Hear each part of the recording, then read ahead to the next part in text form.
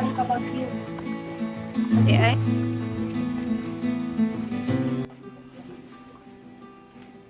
Ano kayo makapag is naman. Lang ka, na mananaw sa imo ha, maghatap og rose, kanang mga gift bitaw. Hapon. 1 week ra nga magsige ka ginamit. Ref, ano tawag ano? Ano ang laman ng aming ref? Meron kaming chicken. Tap po kayo. Meron kaming lumpia. Dala to ng aking bunso sa trabaho niya, guys. Dito naman sa baba, we have maraming tubig. Dahil maulan ngayon, napakaaga ng ulan. Dahil hindi ko na pinapasok kasi nag-chat naman dun sa GC na okay lang muna na mag-absent kasi ulan-ulan. So, hindi ko na siya ginising. Yun ako pinagpan.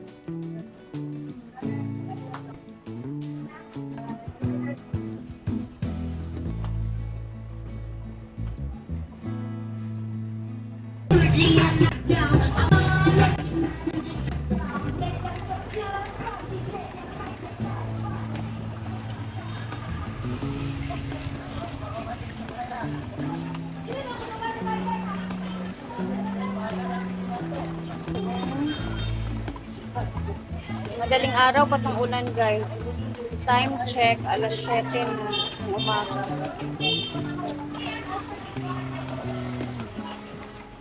Yan na si sister sa kanyang mga paninda. Maaga din siya kasi walang pasok yung mga anak din niya. Yan, nagsayo ka, third sayo kay ka nagmata.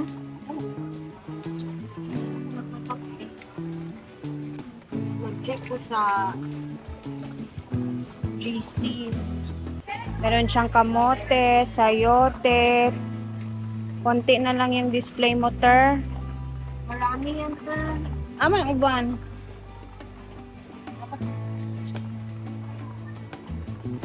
Ayan, may kalabasa, saging. Kakarating lang niya, guys. Si mother is magpe-prepare siya ng ulam for pagahan. Ako naman, hindi talaga ako nag-aagahan dito sa bahay, guys. Kasi hindi man ako nagugutom pag morning. So, pag pupunta ako ng farm, ang ginagawa ko, diretso na lunch doon.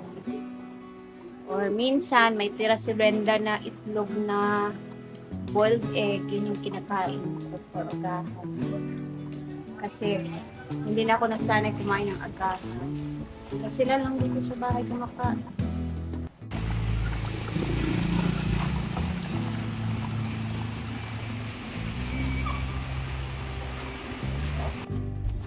Dahil walang pasok si Diday, arrange lang muna tayo dito sa bahay habang hindi tayo umaalis. Pag maulan talaga, trabaho pa naman sana ngayon doon sa sa kabilang bahay, guys. Siyempre, linis-linis muna. This is our room. Ito yung mga lagayan ng aking mga damit. Kagaya nung kay Madam. Nag-order din ako isa. This is our maliit na kwarto. Ayan, mag-liquid-liquid na lang muna kami ni Diday dahil maaga kami nag-isip. Liit lang yung aming room, guys. Hindi masyadong malaki. Soon, pag natapos na yung bahay ni Diday, may kwarto na siya. Malaki na ang kwarto ni Diday. Malawak na. Ang aming kwarto dito is pinagtagli lang natin mga tag daw. Ay, tapos yung kama namin sobrang pero kaya pa na siya sa akin.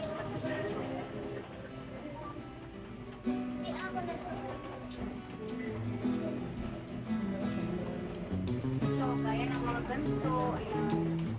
Lagay ko lang yan siya dyan. Tapos, dami namin damit, guys, na namimigay ko din siya sa darating na Pasko sa ating mga pinsan. So, nag-iipon ako ng mga gamit. Madamit ko rin. Pero, okay pa naman. Pwede pang suotin sa bukid namin, sa pinuntahan namin. vlog niya next December. Na tayo doon. Nag-trip tayo na may regalo na. Hopefully, tayo ay aking anak, nag-aayos-ayos sa kanyang mga gamit. Dami kasing gamit dito. Gaya ng aming wall dyan, oh. Butas-butas na. Hindi siya butas, pero hindi na talaga siya. Ang hirap kasi netong kunin, guys, eh. Tingnan niyo, oh. Gusto ko siyang kunin, pero hindi siya nakukuha basta-basta kasi ganito ang magiging hitsura niya. Ay! Kali na magkaon na sabaw. Kailangan po talaga meron kaming sabaw dito, lalo na pag may pasok.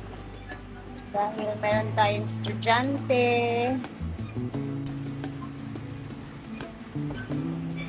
Yes, kakain na siya. Na, pakainin ko muna itong batang maliit.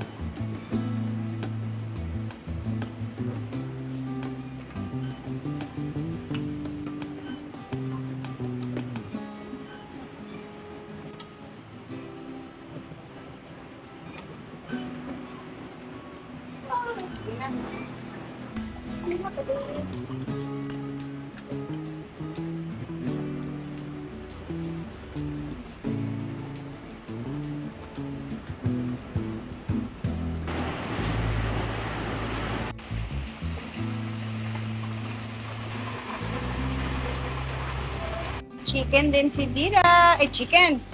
This is fried siomai. Hilawi kayo na. Lami kayo. Fried siomai. Fried siomai.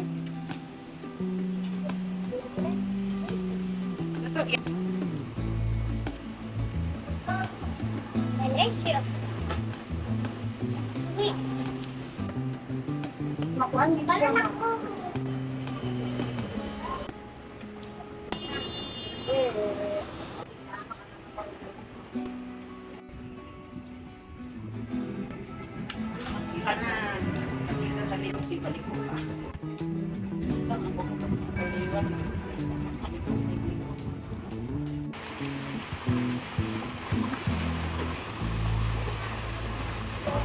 Kodol-kodol lang muna kami ni Diday ngayon, guys. Dito na muna sa bahay ang mother. Mamaya pa ako punta ng farm. Siguro pag medyo hindi na malakas yung ulan. So, dito na muna. Happy si Diday kasi walang pasok. Di ba, nak? Ay, parang ano na to eh. Ha? O, tapos antayin namin yung marking delivery for the materials kasi para sa ano naman, para dun sa kabilang bahay magpapa-deliver na kami, and then hopefully mawala yung ulan kasi may bagyo daw ata ngayon, di ba, guys? Yun yung alam ko, dalawa yung narinig ko or nagbasa ko na bagyo darating, so mag-ingat tayong lahat. And then yung mga malapit din sa mga ilog at saka dagat. Wait lang, nak. May channel daw siya, guys, na nag-vlog din to eh. Gumagaya na sa kanyang mother. So, dito na muna kami.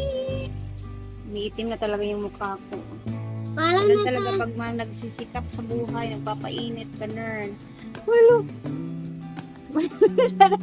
Follow na daw. So, see you later. Dahil mag-a-update tayo ulit. Baka makapunta ako sa kabilang bahay, guys. At mapakita ko sa inyo doon. If ever mag-deliver na ng aming mga materials na in-order. So, ang gagawin natin sa darating na December is, syempre December marami talagang ganap, maraming paggagastusan. So, ang plan naman ni Hadi sa December is ipunin. Bibili lang muna kami ng mga materials na naman, and then hindi mo na pa-deliver para safe na siya. And then, kumbaga, mag-ipon tayo ng materials, bibili tayo. And then, basta makikita ninyo. Kasi, December is very, talaga, alam niyo naman yan, December marami tayong okasyon, mga ganap, mga pangbibigyan ng mga regalo, if meron tayong i-share na blessing. So, yun lang muna. And then, later, mag-upload tayo ulit. Thank you for always watching. Noon sa'yo mong ice na, mag-bite. Bait na sa kuan sa ants man siguro na. Lamok. Lamok. So, yun na muna for now. And tingnan niyo si Diday guys. So, parang magkamuka na kami. Malapit kay mama na. Lapit. May mukha namin mag-ina. Oh. Mana sa? Mama. Liwat sa mama. Mana ko sa mama ko, guys. Oh, mana daw siya sa mama. So, see you later and God bless. Ingat po tayong lahat. And then, dahil maulan na naman, may bagyo na namang paparating. So, keep safe everyone. God bless. And thank you for always watching. I love you. And God bless. Ingat. Ingat.